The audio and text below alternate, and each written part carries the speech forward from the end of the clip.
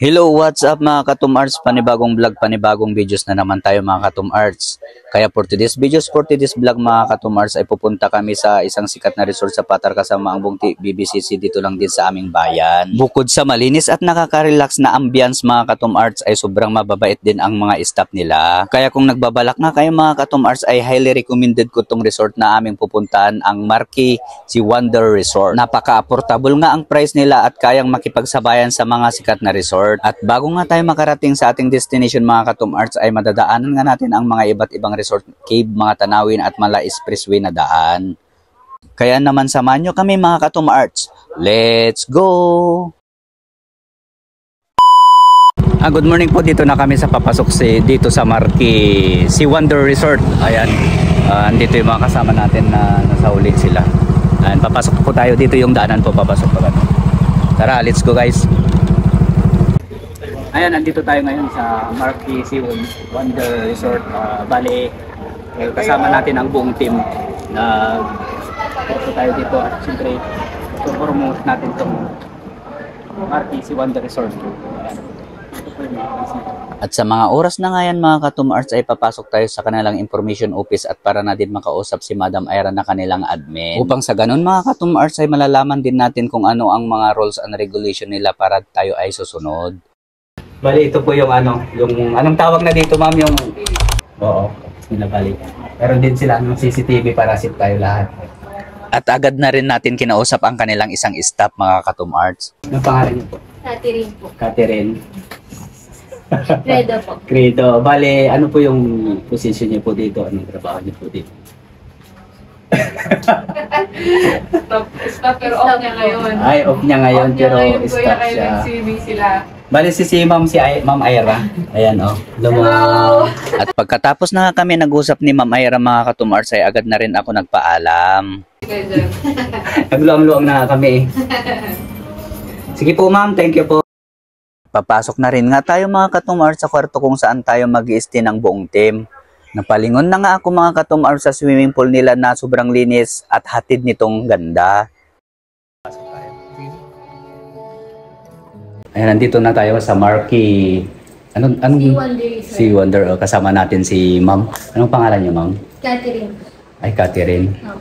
Agad na nga rin tayo tinur ni Madam Catherine sa loob ng kwarto kung saan tayo mag-i-stay ng buong team. Ganda po. Bali dito po. Hanggang saan po? Sir, yan yung mga gamit po. Ito po. Apo. Yung mga utensils, din kitchenwares po, nandito po sila sa baba. Ayan. Ito po. At pagkatapos ko na nga nakausap si Madam Catherine, agad ko na rin pinasilip dito sa loob at para na rin makita nyo mga Katum Arts ang ganda ng interior design nila. Ayan o. Ito yung sala po nila. Tapos, ito naman po yung lamisahan. Kung saan po yung pag-iistihan ng mga kasama natin o kung kakain, dito po yung lamisahan nila. Ayan o, napakaganda, elegante. Siyempre may aircon po. At napakalinis po yung kanilang kitchen. Ayan o. Ganda. Lahat po dito ay siyempre pinagamit po sa atin. Ayan, mga utensil po nila. Pati dito. Sa loob mayroon din po dito. Ayan, kumplito. At siyempre, dito naman sa CR nila. At may malaking ref po mga Katum Arts. Yan, ipapagamit din po nila dito in case na mag-overnight ka dito, mag-stay ka, pwede ting gamitin yung ref nila, napakalaki. At ito po yung CR nila. Buksan natin yung ilaw. Ayan o. Ganda. Grabe. Ang linis po yung CR nila. Ito yung shower room. Oh, may heater din po sila. Ayan, napakaganda po yung CR nila. Napakalinis. At siyempre may breaker po.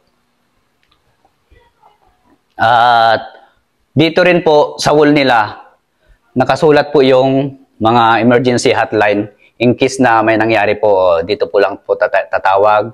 At of course, may free wifi din po sila dito para sa lahat po ng nag-stay dito. Kung wala po kayong load, kasi siyempre minsan mahirap din po talagang signal.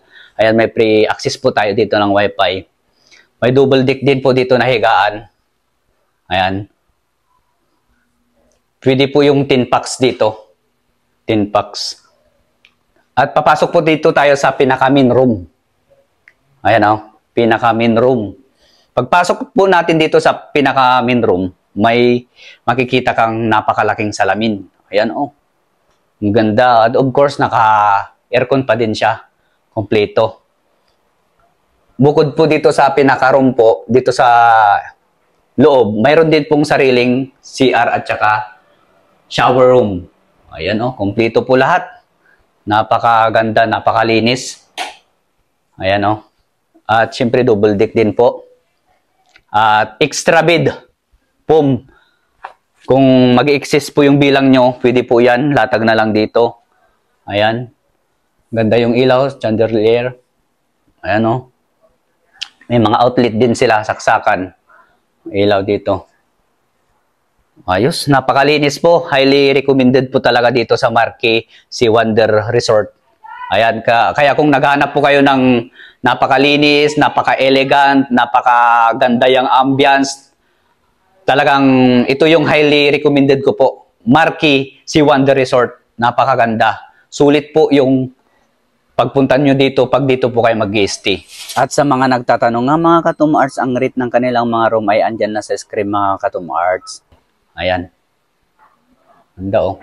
At hindi lang yun mga Katum Arts. Dahil ang kanilang mga kwarto mga Katum Arts ay may iba't ibang pangalan ang kanilang room. Penthouse with ocean view. Poolside family unit. Main house. Studio room unit. Small room with ocean view.